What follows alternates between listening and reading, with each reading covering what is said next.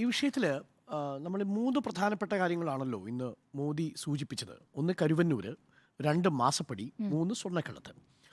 ഇതിൻ്റെ രാഷ്ട്രീയ പശ്ചാത്തലം ശ്രീ ഉണ്ണി ബാലകൃഷ്ണൻ പറഞ്ഞതിനോട് പൂർണ്ണമായും ഞാനും യോജിക്കുന്നു. എന്താണ് മോദി കേരളത്തിൽ പറയേണ്ടത് എന്ന് വളരെ കൃത്യമായി ഗൃഹപാഠം ചെയ്താണ് മോദി അത് പ്രസൻറ്റ് ചെയ്യുന്നത്. ഓരോ വരവിലും മോദി അത് പ്രസൻറ്റ് ചെയ്യുന്നുണ്ട്. പക്ഷേ സംഭവിച്ചു പോകുന്നൊരു അബദ്ധം, ഇപ്പോൾ സ്വർണ്ണക്കടത്തുമായി ബന്ധപ്പെട്ട കാര്യത്തെക്കുറിച്ച് ആദ്യം മോദി വന്ന് സംസാരിച്ചു.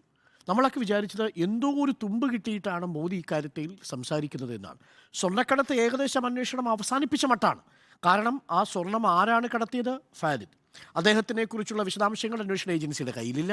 അദ്ദേഹത്തെ ട്രാക്ക് ചെയ്യാൻ പോലീസിന് ഇതുവരെ അന്വേഷണ ഏജൻസിക്ക് സാധിച്ചിട്ടില്ല. അവിടെ UAE-യുമായിട്ടുള്ള ഇടപാടുകളിൽ അത് വിള്ളൽ വരുത്തുമെന്നുള്ളത് കൊണ്ട് ഒരു അണുപോലും അങ്ങോട്ട് മൂവ് ചെയ്തിട്ടില്ല എന്നുള്ളതാണ്. അപ്പോൾ സ്വർണം എന്തിന് കടത്തിയെന്നോ ആർക്കു വേണ്ടി കടത്തിയെന്നോ കൃത്യമായ ഉത്തരം കിട്ടാതെ ആ അന്വേഷണം മുന്നോട്ട് പോകാത്ത ഘട്ടത്തിൽ സ്തംഭിച്ചു നിൽക്കുകയാണ്. പിന്നീട് അതുമായി കടത്തിയ ആളുകളുമായി ബന്ധപ്പെട്ടുള്ള കുറ്റപത്രം സമർപ്പിച്ചിരിക്കുന്നു. 3 ഏജൻസികളാണ്: NIA, എൻഫോഴ്സ്മെൻറ്റ് ഡയറക്ടറേറ്റ്, ഒപ്പം CBI. ഈ 3 ഏജൻസികളും കുറ്റപത്രം ഏകദേശം സമർപ്പിച്ച് കഴിഞ്ഞിരിക്കുന്ന ഒരു കേസാണ്. ആ കേസിൽ ഇനി ഒരു പടി കൂടി മുഖ്യമന്ത്രിയെ ബന്ധിപ്പിക്കുന്ന ഒരു തെളിവുമില്ല എന്ന് കോടതി തന്നെ പറഞ്ഞു. എപ്പോഴാണ്? HRDS-ൻ്റെ, അതായത് ഈ സ്വപ്ന സുരേഷിനെ ഒളിപ്പിക്കാൻ സഹായിച്ച ഒരു സംഘടനയുടെ സെക്രട്ടറി തന്നെ കോടതിയിൽ പോയി മുഖ്യമന്ത്രിക്കെതിരെ ഈ അന്വേഷണം നടത്തണം എന്നാവശ്യപ്പെട്ടുകൊണ്ട്. അന്ന് കോടതി പറഞ്ഞത് ഈ അന്വേഷണത്തിൽ ഇതുവരെ അത്തരത്തിലുള്ള തെളിവുകളൊന്നും ഹാജരാക്കാൻ സാധിക്കാത്തത് കൊണ്ട് അത് ഹർജി സ്വീകരിക്കാൻ കഴിയില്ല എന്നാണ്. അപ്പോൾ സ്വർണ്ണക്കടത്തുമായി ബന്ധപ്പെട്ട അന്വേഷണം ആരിലേക്കും എത്താതെ, മുഖ്യമന്ത്രിയുടെ ഓഫീസിലേക്ക് എത്താതെ പോകുന്നൊരു ഘട്ടത്തിലാണ് ആദ്യഘട്ടത്തിൽ പ്രധാനമന്ത്രി വന്ന് ഒരിളക്കിളക്കി പോകുന്നത്. അത് ഫലം കണ്ടില്ല. രണ്ടാമത്തത് എന്താണ്? കരുവന്നൂരാണ്. കരുവന്നൂരിലാണ് ഇനി സാധ്യതകളുള്ളതായി ഞാൻ മനസ്സിലാക്കുന്നത്. രണ്ടാമത്തത് മാസപ്പടി. ഈ 2 വിഷയങ്ങളിലും ഇനി വരാൻ പോകുന്ന 10 ദിവസം വളരെ നിർണായകമാണ് എന്ന് തന്നെയാണ് ഞാൻ കണക്കാക്കുന്നത്. അതിൽ 2 നീക്കങ്ങളാണ് ഞാൻ പ്രതീക്ഷിക്കുന്നത്. അതിലൊന്ന്, ED ഇപ്പോൾ പിടിച്ചെടുത്തിരിക്കുന്ന തുക കോടതിയോട് പറഞ്ഞിരിക്കുന്നത് ഈ പണം നഷ്ടപ്പെട്ട നിക്ഷേപകർക്ക് ആ പണം തിരിച്ചു നൽകാമെന്നാണ്. മോദി ആവർത്തിച്ചു പറയുന്നത് എന്താണ്? ഞങ്ങൾ വന്നതിന് ശേഷമാണ് പണം കണ്ടുകിട്ടിയത്. ശരിയാണ്. കാരണം പോലീസ്, ക്രൈംബ്രാഞ്ച് ഈ കേസ് രജിസ്റ്റർ ചെയ്യുന്ന 2021 ജൂലൈ മാസത്തിലാണ്. അതിനുശേഷം 2.5 വർഷം കഴിഞ്ഞിട്ടും ആകെ പിടിച്ച് എടുത്തത് 4400 രൂപ മാത്രമാണ്. എന്ന് പറഞ്ഞാൽ ED വന്നതിന് ശേഷം പണം കണ്ടുകെട്ടാൻ സാധിച്ചു. ആ കണ്ടുകിട്ടിയ പണം ഇനി നിക്ഷേപകർക്ക് കൊടുക്കും എന്നുള്ളതാണ്. പക്ഷേ അതൊരു കോടതിയുടെ അനുവാദം മാത്രമല്ല, ആ കേസ് ഡിസ്പോസ് ചെയ്യാതെ നിങ്ങൾക്ക് എങ്ങനെയാണ് കണ്ടുകിട്ടിയ പണം കൊടുക്കാൻ കഴിയുക എന്നുള്ളതൊരു നിയമപ്രശ്നം അവിടെയുണ്ട്. പക്ഷേ കരുവന്നൂർ ബാങ്ക് വഴി കൊടുക്കണം. പക്ഷേ കണ്ടുകിട്ടിയ പണം തിരിച്ചെങ്ങനെ കൊടുക്കും? EDക്ക് കൊടുക്കാനുള്ള അധികാരം എന്താണ്? കാര്യം ആ കേസ് ഡിസ്പോസ് ചെയ്ത് ഇവരെ പ്രതികളായി ശിക്ഷിക്കപ്പെട്ടെങ്കിൽ മാത്രമേ ആ പണത്തിൽ എങ്ങനെ കൊടുക്കുമെന്നൊരു ചോദ്യമുണ്ട്. പക്ഷേ ആ ഒരു പ്രചരണം ഇപ്പോൾ സജീവമാണ്.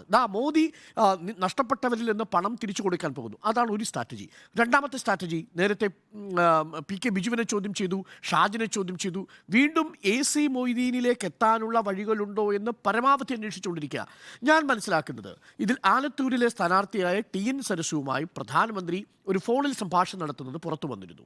അത് ഈ മോദിയുടെ വരവിന് തൊട്ടു മുൻപായിട്ടുള്ളൊരു സംവിധാനമൊരുക്കലായിരുന്നു, ഒരു രംഗമൊരുക്കലായിരുന്നു, ഒരു പശ്ചാത്തലമൊരുക്കലായിരുന്നു.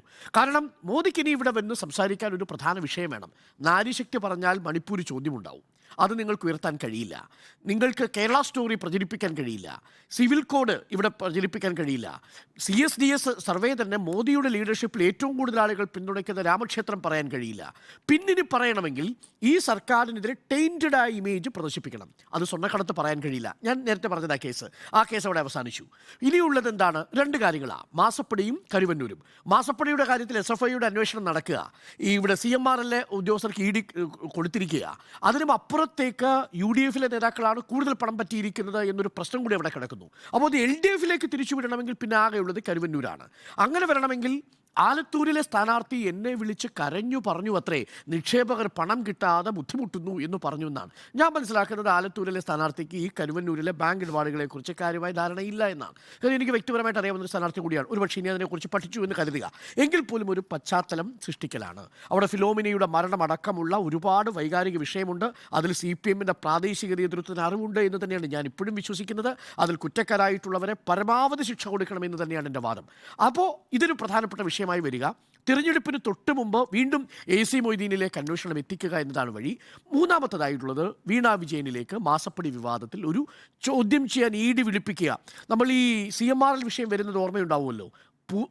പുതുപ്പള്ളി തെരഞ്ഞെടുപ്പ് നടക്കുന്ന പശ്ചാത്തലത്തിലാണ് CMRLുമായി ബന്ധപ്പെട്ട വിവാദം മാസപ്പടി എന്ന പേരിൽ കേരളത്തിലൊരു പത്രം പ്രസിദ്ധീകരിക്കുന്നത്. ആ സമയത്താണ് അത് ലീക്ക് ചെയ്ത് കൊടുക്കുന്നത്. അപ്പോൾ സ്വാഭാവികമായും 26-ാം തീയതിക്ക് മുമ്പ് കേരളം 2 വാർത്തകൾ പ്രതീക്ഷിക്കാം. ഒന്ന്, കരുവന്നൂരുമായി ബന്ധപ്പെട്ടുകൊണ്ട് ഒരു CPMന്റെ ജില്ലാ നേതൃത്വത്തിലേക്ക് അന്വേഷണം എത്തുകയും വീണ്ടും ഒരിക്കൽ കൂടി AC മൊയ്തീനെ ചോദ്യം ചെയ്യാൻ വിളിപ്പിക്കുകയും ചെയ്തേക്കാം. രണ്ടാമത്തത് എന്താണ്, വീണ തൈക്കണ്ടിയിലെ ED ചോദ്യം ചെയ്യാൻ വിളിപ്പിക്കുന്നത് ഒന്നുകിൽ 26-ാം തീയതിയോ 25-ാം തീയതിയോ നടക്കാനുള്ള സാധ്യതയും തള്ളിക്കളയാൻ കഴിയില്ല. ഇത് രണ്ടുമാണ് ഇന്ന് മോദി നടത്തിയ പ്രസ്താവനയിലൂടെ ഞാൻ മനസ്സിലാക്കുന്നത്. അതുമാത്രമാണ് ഇനി മുന്നിലുള്ള ഏക പോം വഴിയായി മനസ്സിലാക്കുന്നത്. ഒരു കാര്യം കൂടി പറഞ്ഞ് ഞാൻ അവസാനിപ്പിക്കാം. കഴിഞ്ഞ 10-40 ദിവസമായി ഈ വോട്ടർമാരെ കാണുന്ന ഒരു യാത്രയിലായിരുന്നല്ലോ ഞാനും. അവർ പ്രധാനമായും ചോദിക്കുന്ന 3 ചോദ്യങ്ങൾ നേരത്തെ ഉണ്ണി ബാലകൃഷ്ണൻ പറഞ്ഞതിന് സമാനമായി.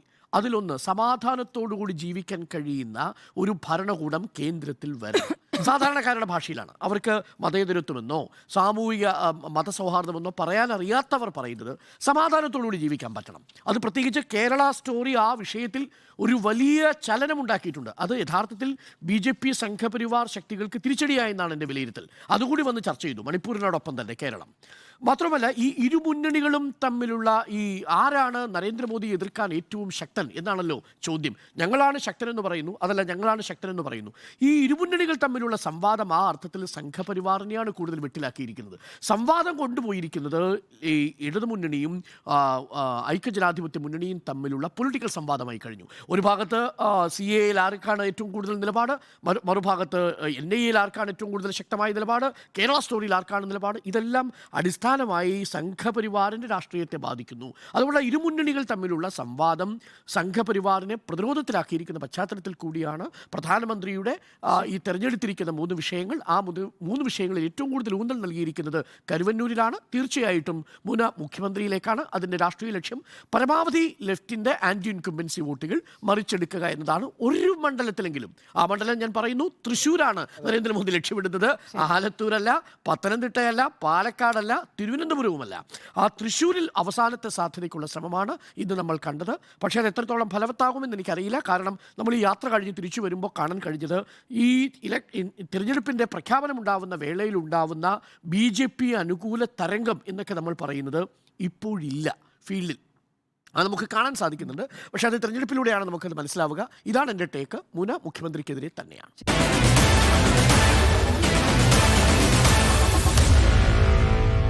Meet the editors.